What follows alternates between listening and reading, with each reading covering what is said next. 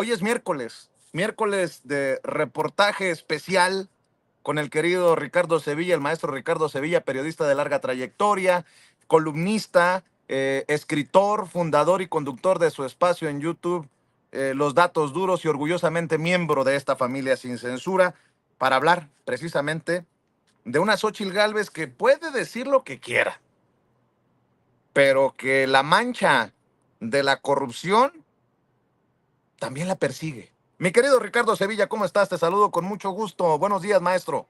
Buenos días, querido Vicente, público memorioso. Estoy muy bien, muchas gracias. Aquí lleno de papeles, llenos de contratos. Aquí tenemos buena parte de los contratos para que Xóchitl Gálvez no vaya a decir que no. Se los vamos a compartir en un momento más. Ha sido difícil conseguirlos, ha sido difícil escanearlos, pero aquí están incluso las firmas de Xóchitl Gálvez para que ella no vaya a decir que estamos mintiendo. Ahí se trata de más de 100 contratos de proyectos y anteproyectos. Cuando Xóchitl Gálvez fue jefa delegacional, acuérdense que se llamaban delegaciones, eran delegaciones políticas antes de ser alcaldías, y aquí están los datos duros, mi querido Vicente, público memorioso. Vamos a arrancarnos porque Xóchitl Gálvez gastó a manos llenas cuando fue jefa delegacional precisamente en Miguel Hidalgo. Ella dirá que no, lo negará, como es su estilo, pero los datos duros revelan otra cosa. En 2017, la actual candidata de la oposición, Xóchitl Gálvez, dilapidó más de 380 millones de pesos en contratos, muchos de ellos por adjudicación directa y por invitación restringida a ciertos proveedores que al final del día terminaron siendo sus amigos o sus allegados. Del 1 de enero al 30 de septiembre de 2017, la administración de Xóchitl Gálvez, mi querido Vicente, en la entonces delegación Miguel Hidalgo, se dedicó a saquear y a dilapidar alegre y desenfadadamente el dinero del presupuesto. Estamos hablando de millones y millones de pesos. En el tercer trimestre de 2017, Xóchitl Gálvez, entonces jefa delegacional de esa demarcación, autorizó que sus subalternos firmaran a diestra y siniestra más de 100 contratos cuyas cifras resultan altísimas y por lo mismo escalofriantes. Durante ese periodo, la Comisionada Nacional para el Desarrollo o la Excomisionada Nacional para el Desarrollo de los Pueblos Indígenas de Vicente Fox ordenó celebrar 8 convenios administrativos por un monto de 91,940,787 pesos. No conforme con ello, Xóchitl ordenó que la Dirección de Licitaciones Públicas de esa demarcación comenzara a firmar convenios con empresas amigas. Al punto, su gabinete comenzó a operar.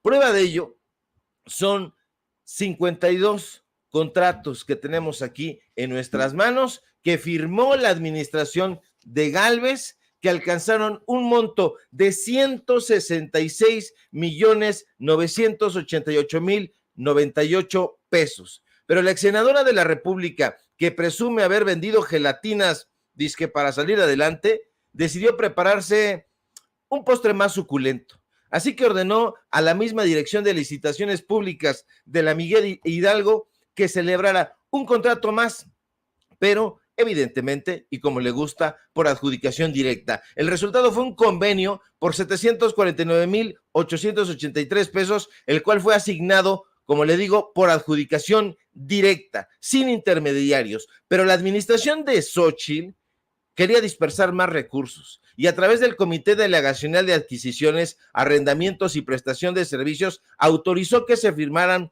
otros 37 contratos más que en conjunto alcanzaron la ofensiva cantidad de 68,114,999 pesos. Pero como el presupuesto era demasiado jugoso, Xóchitl autorizó que se firmaran más contratos. Así que mediante el Comité de Adquisiciones de la Oficialía Mayor, la administración del actual aspirante a gobernar este país decidió dar 3 contratos más por un monto de 4,650,970 pesos. Pero eso no fue todo.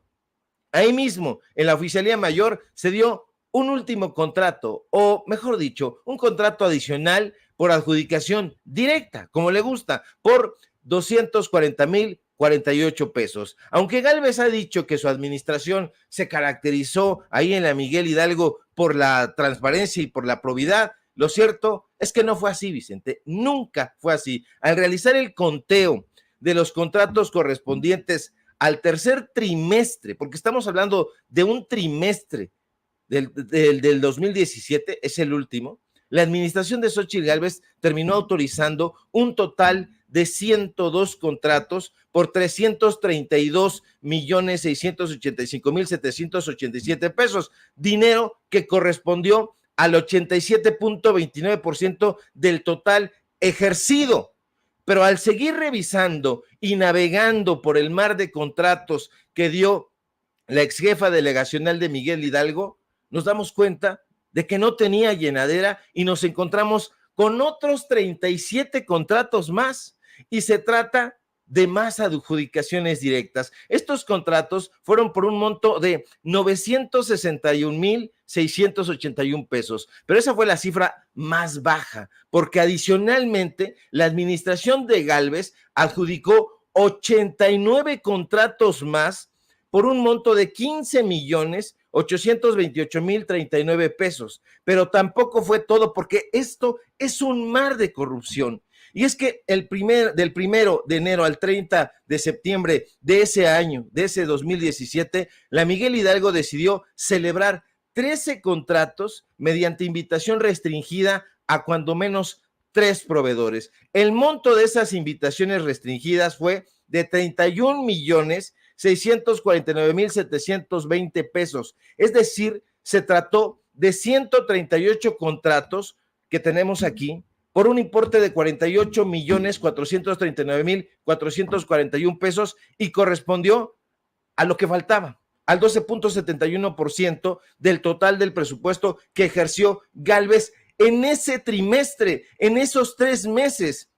Estamos hablando de que en ese trimestre la administración de Xóchitl Gálvez, Vicente, autorizó un total de 240 contratos por un monto de 381,125,229 pesos.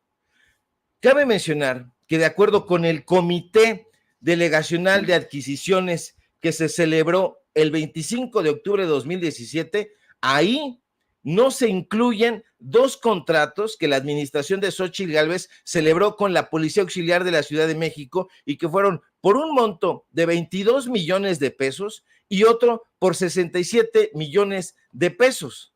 Aquí tengo el acta de la sesión ordinaria. Perdóneme usted, ahí tengo un ventiladorcito porque está haciendo un calor, que qué barbaridad, y nos está dando más calor al ver este tipo de cifras. Aquí está, vamos a escanearla. La verdad es que fue muy difícil obtener este tipo de documentación. Estos personajes evidentemente no están dando a conocer esta información, Vicente. Evidentemente nosotros tratamos de buscar al Instituto Nacional de la Transparencia para ver si nos apoyaba en algún tipo de documentación. Hicimos las solicitudes correspondientes, pero ellos no nos han respondido, han dado largas, como suele ocurrir con ellos. Aquí en estos contratos que yo tengo en la mano, hay contratos de 34 millones de pesos, son instalaciones de fachadas interiores, son contrataciones por spots, le gusta mucho a Xóchitl Gálvez los spots, por 2 millones de pesos, hay cualquier cantidad, hay por poda. Se estaban quejando hace poco en la alcaldía Miguel Hidalgo de que en esa demarcación podaban los arbolitos en épocas de Xóchitl Gálvez, y se estaba pagándole por podar mensualmente los arbolitos. Se les colocaba composta, se podaba y se regaba a los arbolitos. ¡Qué bueno! Qué asunto tan noble y ecológico, Vicente, pero la cantidad mensual que pagaba la administración de Xóchitl Gálvez en la Miguel Hidalgo era de 5 millones de pesos mensuales por regar los arbolitos. Aquí esta documentación la vamos a compartir, la mayoría de ella, en nuestras redes sociales. Se la estamos presentando aquí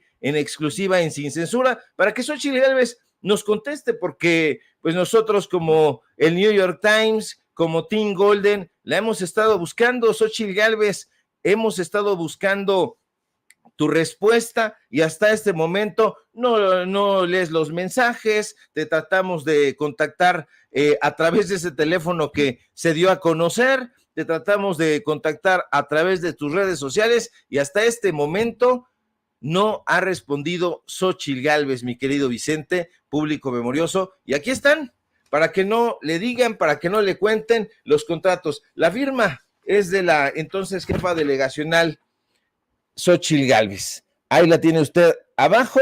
Evidentemente, estas son copias que nosotros obtuvimos. Súbela un poquito, querido Richard. Ándale, ahí. Ahí está para que usted la vea. Proyectos, anteproyectos y el acta donde ellos aceptan que dieron esos contratos y otros que nosotros tenemos, que le vamos a dar a conocer en un momento más. Aquí los tiene usted, mi querido Vicente. Tiene que responder Xóchitl Gálvez, porque va a salir a decir que es un montaje. Nosotros no hacemos montaje. La gente está muy decepcionada de esta persona desde hace muchísimo tiempo y nosotros estamos haciendo las pesquisas para presentarle a usted la información contundente, la información periodística y siempre con datos duros. O van a decir que ya trabajamos en la campaña de Claudia Sheinbaum para lastimarla, para tumbar a la oposición. Ya ves cómo se las gastan. Oye, por cierto, hablando de montajes, ¿cómo viste la tunda que le puso el presidente Andrés Manuel López Obrador al final de la mañanera en un chacaleo? No sé si podamos por lo menos rescatar un poco, mi querido David, de cómo se refiere el presidente a Loret de Mola como mafioso, defendido por mafiosos. Vamos a ver, escuchar, ya me das tu opinión, Ricardo.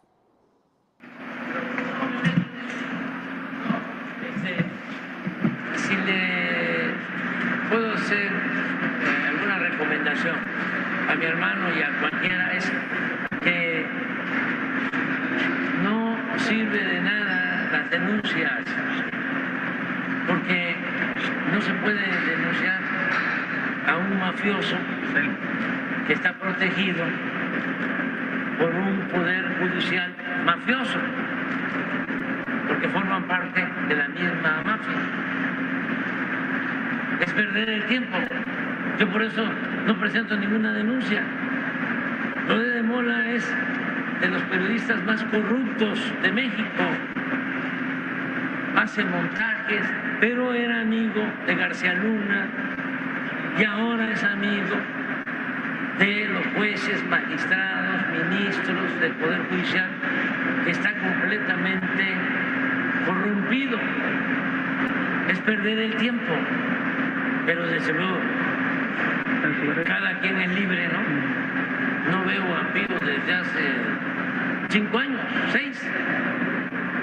Bueno, pues ahí están las palabras del presidente Andrés Manuel López Obrador en el chacaleo que se formó después de cerrar la mañanera. Y mi querido Ricardo Sevilla, pues también ahora Loret de Mola resulta ser la víctima de este régimen. No sé si has leído sus declaraciones, has escuchado sus dichos. Ayer en Latinus casi se pone a llorar. Pero bueno, dame tu opinión, Ricardo Sevilla. Sí, bueno, este personaje ha sido exhibido una y otra vez. A diferencia del trabajo que nosotros estamos realizando, no su servidor, sino una serie de periodistas, varios de ellos se encuentran aquí en Sin Censura. Se está dando a conocer a la gente otro tipo de periodismo, o mejor dicho, el periodismo que debe ejercerse siempre, que es el periodismo de los datos duros, de los contratos, de las facturas, no solamente de los testimonios, porque los testimonios se pueden prestar a una tergiversación. En el caso de Carlos Loret de Mola, él no le da cabida ni a los testimonios, ni a los contratos, ni a los datos duros, y se va más hacia el montaje. arma un teatrito, desde hace muchísimo tiempo así lo lleva a cabo, y se estuvo desgarrando las vestiduras en su red social de Twitter. Estuvimos muy pendientes a lo que estaba haciendo este personaje, pero no solamente ahí, dijo que el mundo está de cabeza. Yo creo que sí, que el mundo está de cabeza, pero no por lo que piensa él, porque dice que él va a ser sentado en el banquillo de los acusados. No va a ser sentado en el banquillo de los acusados, porque desafortunadamente desde hace muchísimo tiempo este personaje ya tendría que haberle respondido a la justicia. Lo digo con todas sus letras y con responsabilidad. Desde hace muchísimo tiempo este señor tendría que haber enfrentado a la justicia. Ha estado ahí en varias ocasiones dándole la cara a la justicia, pero la justicia desafortunadamente hasta este momento está secuestrada. Oye, Sí. Richard, acaba de tuitear Loret, literalmente acaba de tuitear. Gracias con mayúsculas, con todo el corazón, porque otra vez he sentido un respaldo abrumador. El todos somos Loret me emociona muchísimo, me inspira y me compromete. Que sepan el presidente, su hermano y todos los que quieran formar parte en la fila de los tiranos, que no nos van a doblar, que vamos a seguir exhibiendo los escándalos de corrupción de su gobierno, porque ese es el trabajo de un periodista. Dice el periodista que tiene un depa donde también tenía depa Genaro García Luna esperando sentencia por narco, con el que hizo el montaje de Israel. Ya más o menos me quedó claro, perdón por interrumpirte, pero era importante leer esta tontería de Loret. Ahora le emociona muchísimo un hashtag, una tendencia, todos somos Loret. El colmo es que quieran hacer a Loret un héroe, eso sí lo digo yo y es mi opinión. Ha de ser una granjita de bots al 3x1 comprada en Argentina, porque desafortunadamente pues ahora ya están yéndose hacia allá. Y este hashtag, mira, es muy sencillo. Si quieres tomar la temperatura del periodismo, pues bueno, párate, por ejemplo, afuera del Palacio de Hierro, como haces tú, y exponte ante la gente a ver cómo te saluda o a ver cómo te lamenta. Y estos personajes no pueden hacer una transmisión en la calle.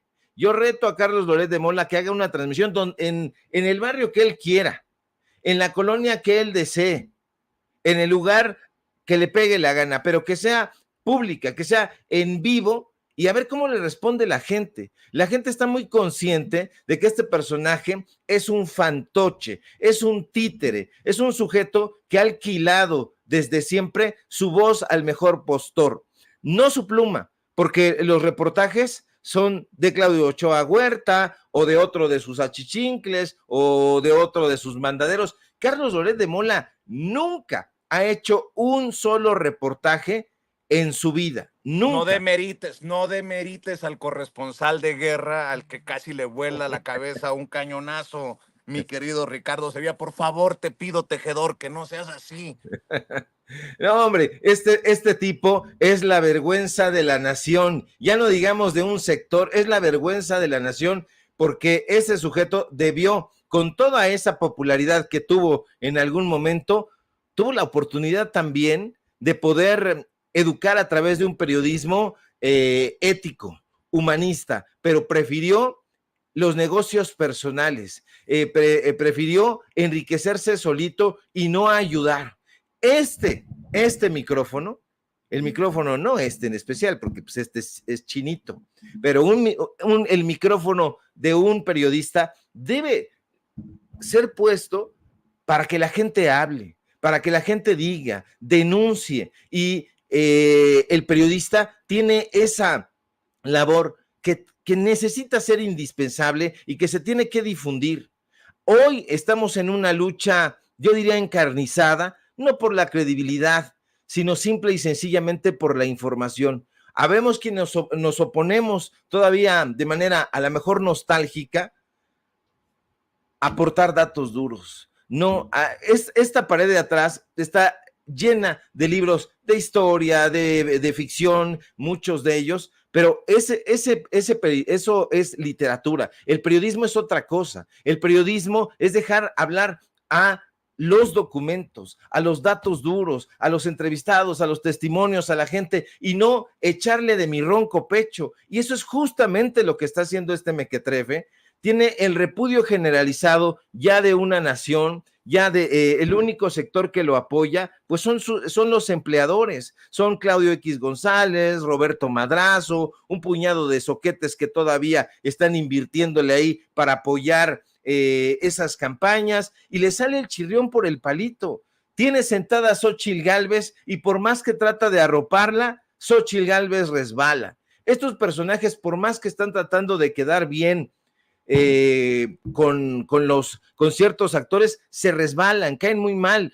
¿Qué pasó ayer en Radio Fórmula con López Dóriga? Invita a Marx Arriaga e invita al señor que no sabe leer, y entonces le pone una guamisa tremenda. Entonces están quedando exhibidos por eso, porque Aurelio Nuño ayer estaba, Vicente, descompuesto. Se estaba rascando la frente, se estaba rascando la mejilla, terminó despeinado, terminó descompuesto, estaba mal. Me dicen que terminó sobándose el cutis, no sean mal pensados, luego de la tunda que le puso Marx Arriaga, a quien le mandamos un saludo, Ricardo.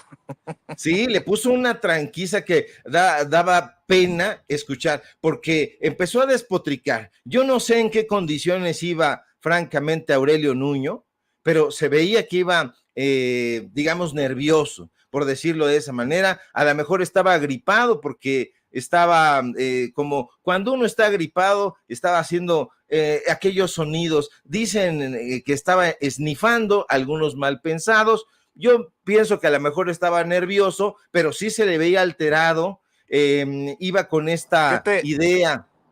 ¿Qué te parece si rescatamos un poquito de eso? Para que la gente entienda, la gente que no ve y no escucha a López Dóriga, nosotros tenemos que hacerlo por chamba. Ustedes no se mortifiquen, pero es importante porque este debate es entre la nueva escuela mexicana, con Marx Arriaga, y la intención de privatizarlo todo de la reforma educativa de Peña Nieto de la mano de Aurelio Nuño. Lo viejo, lo nuevo. Vamos a escuchar, don David. El tema de la libertad, Marx, me parece el más importante. ¿Qué opinas? Es durísimo escuchar en voz de la persona que persiguió a miles de maestros en este país, que cesó a miles de maestros en este país, la persona que bueno, forma parte de los culpables de casos como Nochixtlán, que nos hablen hoy de libertad. ¿Cuál libertad? La libertad de utilizar la normativa como si fuera un garrote para tratar de atacar al magisterio. Yo no sé de qué está hablando de un modelo educativo que se centraba en pruebas estandarizadas, en libros de texto estandarizados en todo el país, donde no había ninguna libertad para la creatividad. Los únicos que tenían libertad eran los empresarios de la educación, que se hacían ricos con ello, las puertas giratorias que habían, cómo saltaban del ámbito privado hacia el ámbito público, directores de editoriales que terminaban en la función pública para beneficiar a los que habían dejado atrás en el sector privado. A esa libertad estamos refiriéndonos. El nuevo modelo educativo, los nuevos libros de texto sí se hicieron con base en la libertad, con convocatorias abiertas donde pudo participar cualquier maestro, sin importar su filiación política, sin importar los años que tenían de servicio ni a qué sindicato pertenecían. Eso sí se hizo desde la libertad, un modelo educativo que lo hicimos a través de asambleas, discutiéndolo con las bases magisteriales.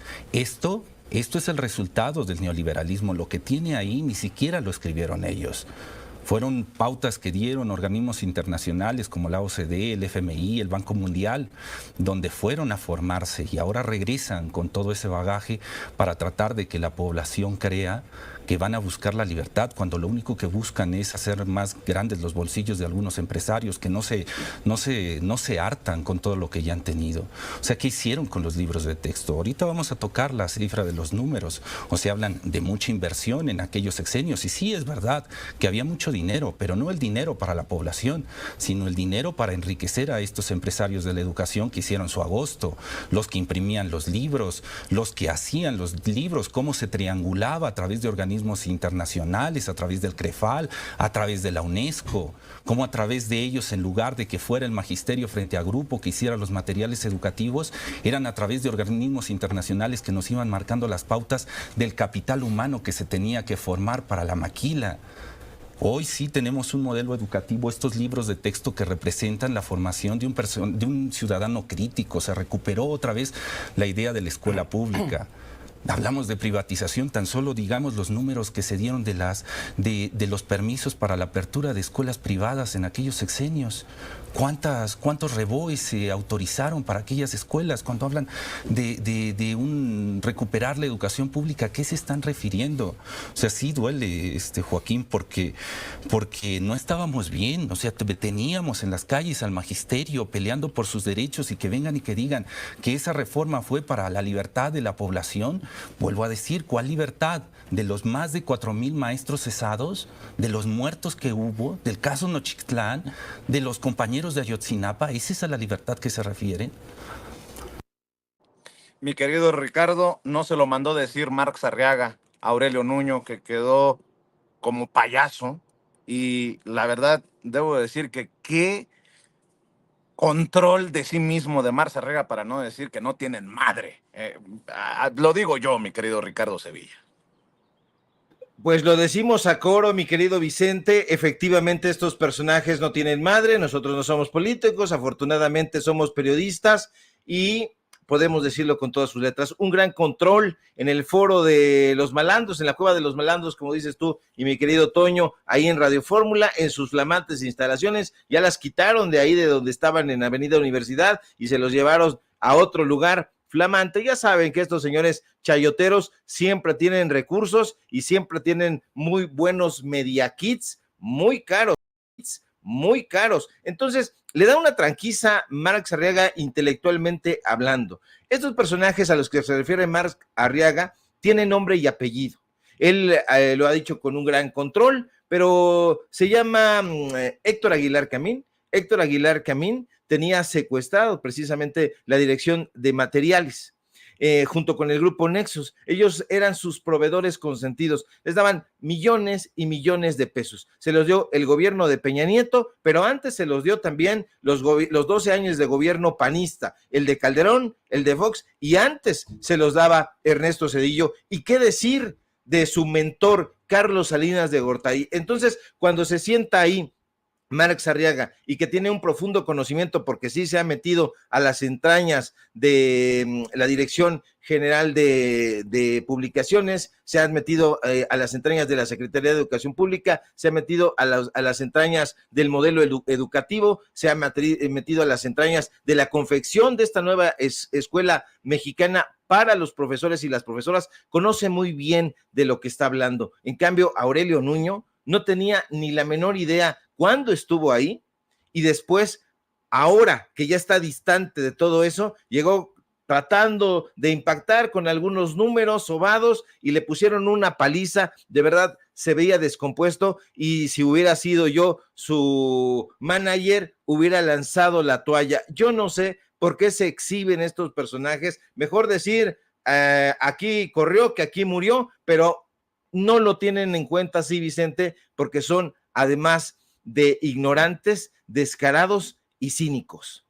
Oye, Richard, antes de que te vayas, maestro Ricardo Sevilla, para que subas ese hilo que seguramente va a arder, va a hacer arder Troya en la campaña de Xóchitl Gálvez, por lo que estás exhibiendo en este reportaje especial que nos acabas de presentar hace unos minutos. Dime una cosa, ¿qué es peor? O si es que hay tal cosa peor, invitar a Santiago Abascal, el líder de Vox, del Partido Ultraconservador Español, al Senado, o a Milei, como lo quiere hacer o lo ha hecho ya en una carta Lili Telles. Pregunto, ¿Abascal o Milei? Yo creo que son personajes muy similares, son personajes ultraderechistas.